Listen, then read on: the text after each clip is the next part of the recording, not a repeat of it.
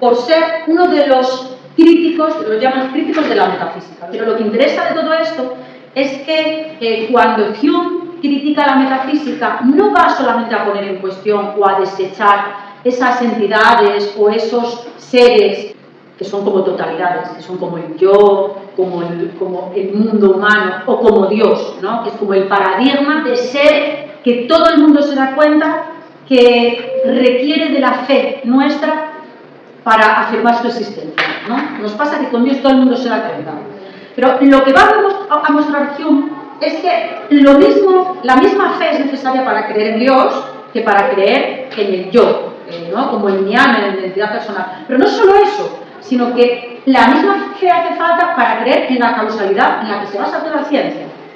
O sea, lo que él va a decir es que normalmente nosotros pues proyectamos sobre las cosas esquemas causales, cuando realmente, por empiria, por experiencia, lo único que es tangible o observable de alguna manera son algunos hechos y la continuidad entre ellos. Es decir, lo único que nosotros podemos verificar es que pasa una cosa y que pasa la otra. Y podemos también llegar un poco a generalizar y decir, bueno, normalmente ante fenómenos de este tipo, porque nunca se repiten exactamente el mismo acontecimiento, por más que sea llover, nunca llueve igual. Pero vamos a decir, fenómenos de tal tipo, como las precipitaciones, pues bueno, parece que cada vez que ocurren, se siguen de tal otro fenómeno. Pero el nexo causal que hay entre una cosa y la otra es algo que ponemos nosotros, ¿no? Y ahora lo vamos a ver cómo lo explica Hume. Vamos a hacerlo como un poco más detenidamente, y como él dice entonces que todos esos órdenes causales en los que creemos son cuestión de fe, no de razón, por más que esa fe pues, pueda tener su importancia pues, para no paralizarnos en la vida, por ejemplo, ¿no? Pero que no es algo que creamos por el uso de nuestra razón, y mucho menos de la empiria o de esa experimentación de la que la ciencia hace gala, ¿no? Con Leibniz se hace una diferencia entre lo que serían relaciones entre ideas, por un lado, y cuestiones de hecho, por otro. ¿De qué tipo son estas que llamamos relaciones entre ideas? Estas relaciones entre ideas son las que componen justamente la lógica formal, las matemáticas. Un triángulo tiene 3 ángulos. ¿Eso nos dice algo del mundo externo? No, ¿verdad? O Ana tiene 3 letras. Ana es un nombre con 3 letras. ¿Nos dice algo del mundo externo? No. Las relaciones entre ideas tienen poco que ver, o mejor dicho, su verdad no depende de un cotejo con el mundo exterior, sino que su verdad es intrínseca. ¿Por qué? Porque son juicios formales. Son como si dijéramos verdades de perogrullo, aunque a veces son muy complejas. Todas esas que son equivalencias entre ideas. El ángulo tiene 3 ángulos. ¿Está el predicado añadiendo algo al sujeto? No, ¿verdad? Del triángulo, la propia palabra, el propio sujeto es una idea que implica tener 3 ángulos y por tanto 3 lados, y podríamos seguir con más cosas. Entonces, las relaciones entre ideas no relacionan las ideas con el exterior, sino que se trata de la relación entre unas ideas y otras. Y su verdad es una verdad de coherencia. Cuando decimos que una relación entre ideas, un juicio de este tipo que relaciona ideas es verdad, lo único que queremos decir es que es coherente, que es consistente dentro de lo que está planteando. Entonces se trata de esos juicios que pertenecen al mundo de las ciencias formales, y aunque no sean científicos también seguirían siendo formales. Son juicios formales, son juicios que no añaden nada sobre el sujeto. Son juicios en los que, como en todos, hay un sujeto y hay un predicado. Y el predicado no añade nada al sujeto, no añade información sobre el sujeto, solo la explica. Digamos, como que la expande, la hace más clara. Quería decir que lo que el predicado dice del sujeto es algo que no podría ser de otra manera. O sea, que si el sujeto es tal y se llama así y tiene ese nombre y pertenece a ese conjunto de cosas, no podría ser más que de esa manera. Por tanto, no se añade información, solo es como que se explica. La sola coherencia, la sola consistencia entre sus argumentos sirve. Pero estos juicios, además, por tener estas características, son juicios que podemos decir, afirmar, a priori. ¿Qué quiere decir esto? Cuando estamos hablando de teoría del conocimiento y decimos a priori quiere decir siempre anterior a la experiencia. Muchos creyeron, entre ellos Leibniz y también Hume, que todas las verdades de las matemáticas y de la lógica eran verdades de este tipo. Se está diciendo entonces que son verdades con las que de algún modo nacemos. Querría decir, o bien que son innatas y que las conociste en una vida anterior en otro lado, sea esto literalmente o metáfora, o bien quiere decir que nosotros estamos programados así, que nuestra conciencia o que esa máquina que somos, ¿no? Si nos imaginamos como una máquina artificial, pues bueno, estamos programados con este lenguaje y desde los límites de nuestro conocimiento, desde la forma única que puede conocer el ser humano, esto funciona así a priori. Las matemáticas no necesitan de experiencia alguna ni de una enseñanza empírica. Digo esto y insisto tanto porque Kant va a ser el primero en negar esta idea. Kant va a ser el primero y casi único en decir que las matemáticas sí requieren experiencia.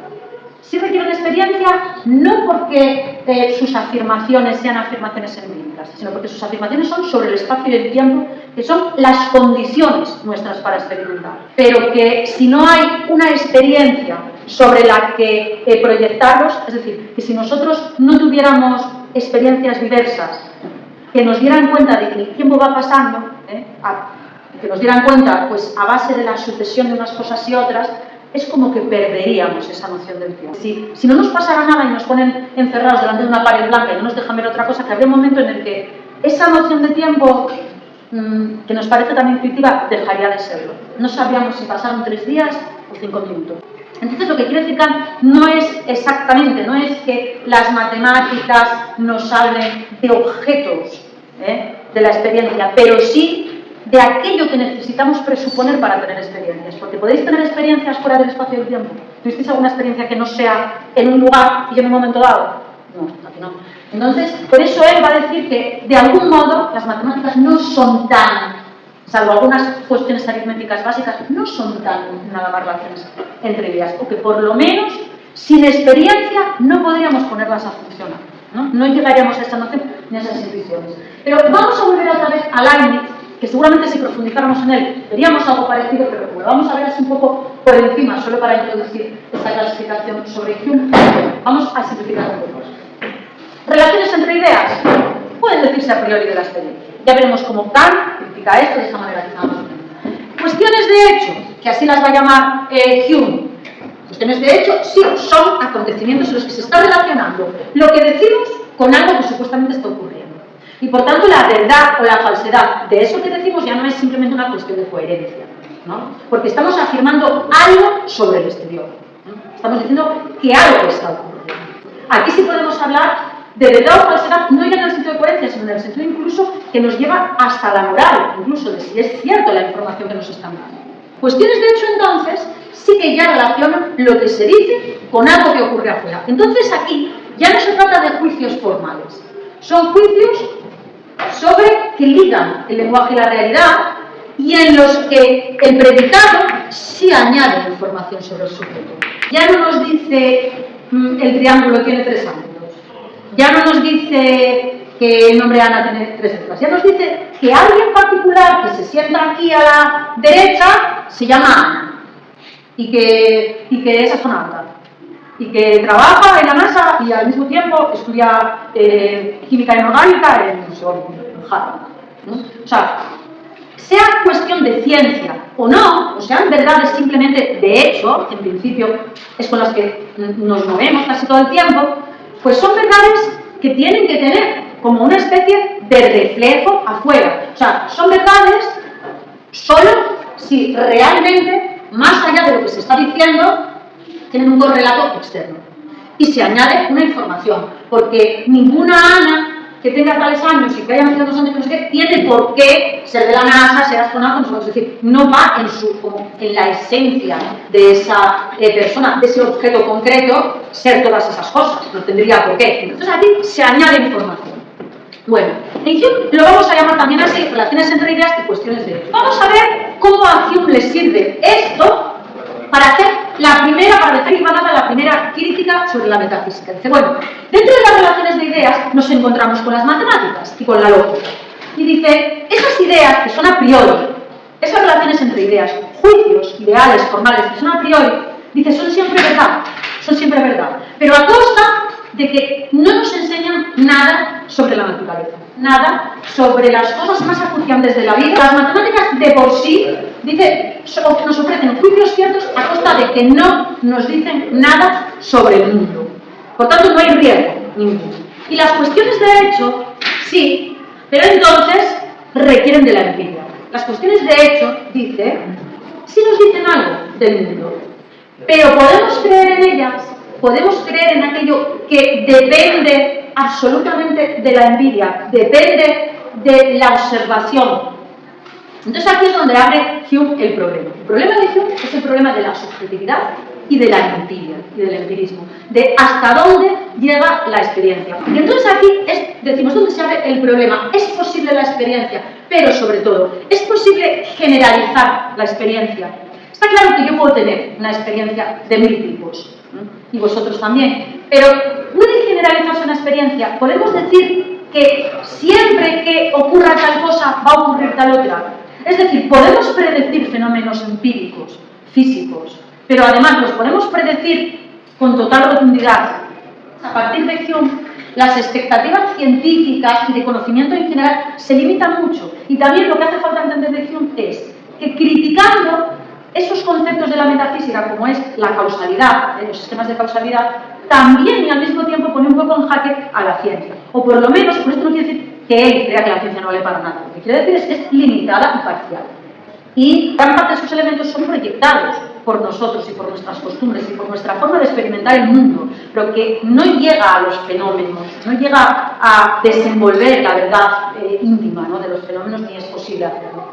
Hume, para empezar a hablar de estas posibilidades de la experiencia, de hacer de la experiencia juicios universales, cosa que va a negar, va a partir de otra diferenciación. Y decir, bueno, ¿qué encontramos nosotros en lo que llamamos nuestra experiencia? En nuestra experiencia, en la empiria, en nuestras sensaciones y observaciones.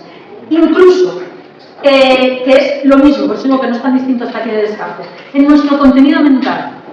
Bueno, pues hay, por un lado, impresiones. ¿Qué son las impresiones? Las sensaciones.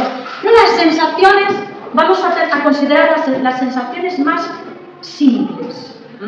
Sensaciones son sensaciones, o impresiones son sensaciones muy primarias, para las cuales no necesito yo tener muchos conceptos, ni haber estudiado en la primaria, en el colegio, haber aprendido a leer y escribir, conocer los entresijos de algunas ciencias. No, las impresiones son esas que yo tendría, aunque fuera un niño de 5 años y aunque fuera un niño de 3.